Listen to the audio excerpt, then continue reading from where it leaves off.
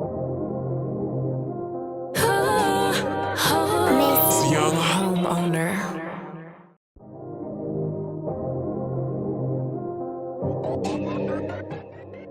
Hey everyone, and welcome back to our YouTube channel, Miss Young Homeowner. Hey,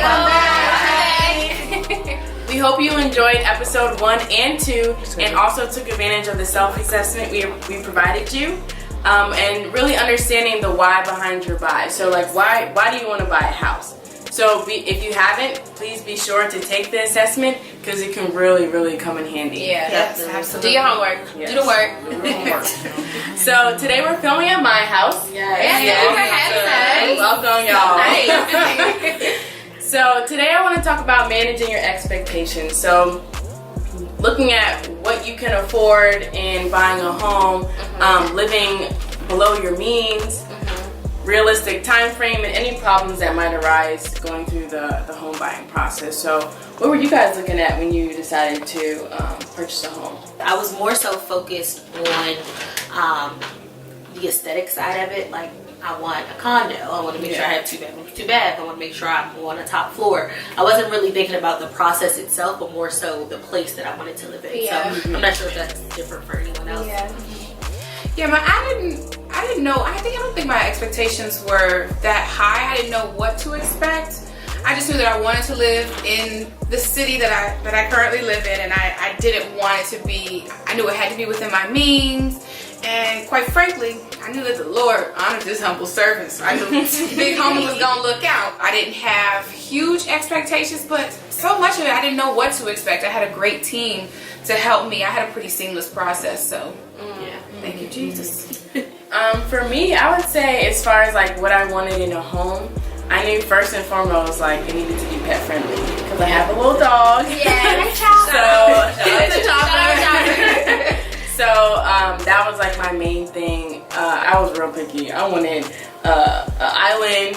I wanted a 2-bedroom. I wanted a balcony. I needed a parking space, like all of that. But when I went to look at different places, I was like, okay, there are some things I'm gonna have to sacrifice to really get what I want. I didn't have a platform like this. So I'll tell you one thing that I did not expect. So, you know, like when you get to go through the pre-approval process and then you see, okay, this is like the benchmark of what I'll be able to purchase. When I got that amount, I did not expect to see the places that my realtor sent over. Like, it was a couple shacks. I said, I want to live somewhere safe. She let me send me some places in the trap. And I was like, you sure this is right? I feel you on that. I feel like in regards to what type of place I expected, I wanted somewhere that was new. I expected it to be safe. I just wanted new amenities. Like, I wanted a cute little stainless steel, this and that. But I didn't have too big of the expectations as to like having a backyard or like, you know, certain things. It's just me. But when it comes to the process, child, I did not expect for it to be so hectic. But you did new construction, right? I did new construction. Yeah, you did new construction. And there's a lot that comes with that. So I feel like it's twofold. Like, know what you expect in regards to the property you want, and also manage your expectations when it comes to the process of home buying, which is why we're here to help you navigate through it all, right? Exactly. You can shoot for the sky, but the process, either way, it's gonna humble you. So I think that was a great kind of outline of things that we should be managing our expectations around. The first in being what you can afford. And I think it's important to kind of point out what are some things your lender are going to look at to even see if you can get a loan. Right. And one of those is your debt to income ratio. Vocab check. Okay, so debt to income ratio is basically taking all of your monthly expenses, the things that you pay for, your bills in a month versus that bag. Okay, so for example, like monthly expenses, what are some examples? Rent, student loans, car notes, credit card bills. Credit card bills. So then your monthly income is like $2,500 a month. Okay. So then there you would have a 60% debt to income ratio. You divide one by the other. Simple math. And you get your debt to income ratio. And with that, the lower the percentage, the better. So the less debt you have in comparison to your income is best for the bank, because then it says like, responsible. You're responsible. Yes.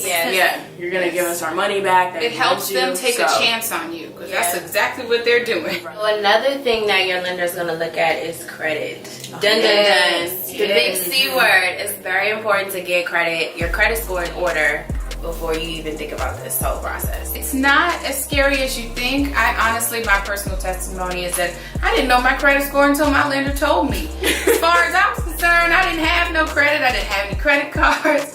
So it's, your lender will definitely tell you, but you can absolutely look at other resources. Some of those resources could be Credit Karma, freecreditreport.com. But we'll provide some resources below. But once again, just two things your lender are going to look at: debt to income ratio, your credit, and then another thing I think it's safe to say, job history. Consistency is key. You can't have 5 part-time jobs and expect to get a house. They want to know that you're going to be able to pay them back. Yes. So if you're constantly in and out of jobs and you can't afford this and that, like, that's kind of like, skirt. Like, what's the next one? They are looking for a consistent source of income. And even if it's multiple sources, that consistency is so important.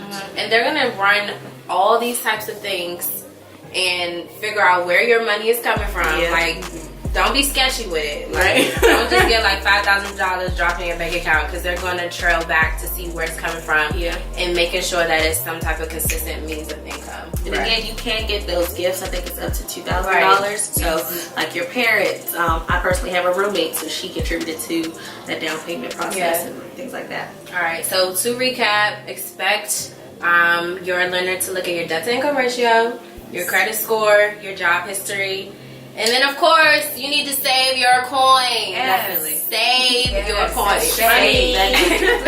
Save your money. You want that cushion. You know, the savings isn't everything, but it definitely helps to have a little something soft to fall back on. Yep. And one thing that my friend told me about that I personally did was I put aside my expected mortgage payment each month. I actually saved that money, and I was already used to, you know, having to put that money aside for a bill. Yes. So, and that's good, because it also helps you become responsible. Like, okay, I gotta pay this every month. Right. This is the amount. So it really helps you get into that habit. One part of my story that I would definitely say I didn't expect was the time that it took to actually get into my house. Like I said in the last couple of episodes, hopefully I'll be in there by the time we drop this to you guys. But right as of today, in us shooting this, I'm still not in my house. So it's just a matter of knowing what you can afford, knowing how long that process can take, and, you know, accepting it. That's why we did the why behind your buy. Find your motivation for sticking through this process. But you definitely want to manage the expectation of your timeline. Like, don't expect for you to sign some papers and move in the next day. And you really have to be flexible in this. Like, you can't set such hard deadlines, and then when those deadlines aren't met, you're like, oh my God, what do I do? That is so true. So manage your expectations by your timeline. Have patience. Know that if it doesn't work out in whatever timeline, like, just be chill. Just chill, sis. Just chill. Because it's gonna happen.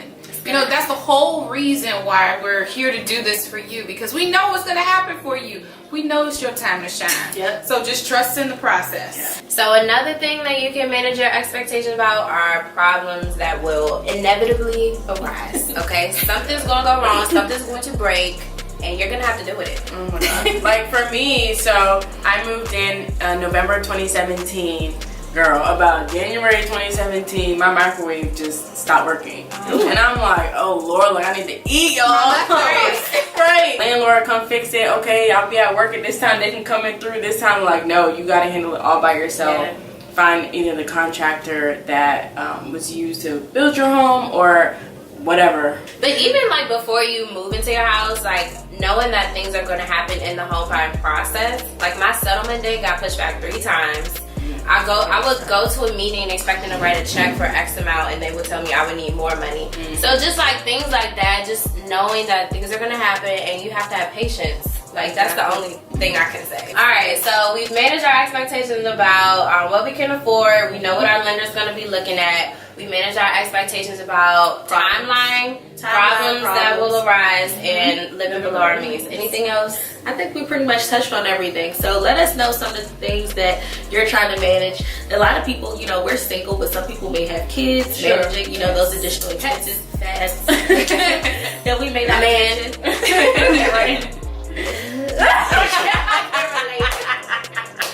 are you here for if you're not paying the bill?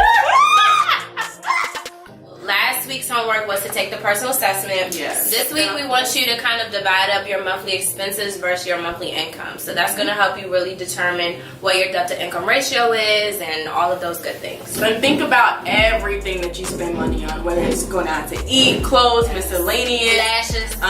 Electricity. Like, don't short yourself. Yes. Really be true, because you really need a true debt to income. And for the homework, debt to income ratio isn't just going to be, you know, expenses. Also, put on that list some people. It may be a couple friends that you call me every weekend, sis, and I'm not going out. Not going on that trip. And feel free to use our credit resources that are more than welcome to sponsor us. Hello. Yes, if you want to check that credit, you don't want to be surprised, because I was surprised. I mean, I was good surprised, but no surprises. All right, y'all. So we'll see y'all back here next week. And cheers to Saturday. Cheers.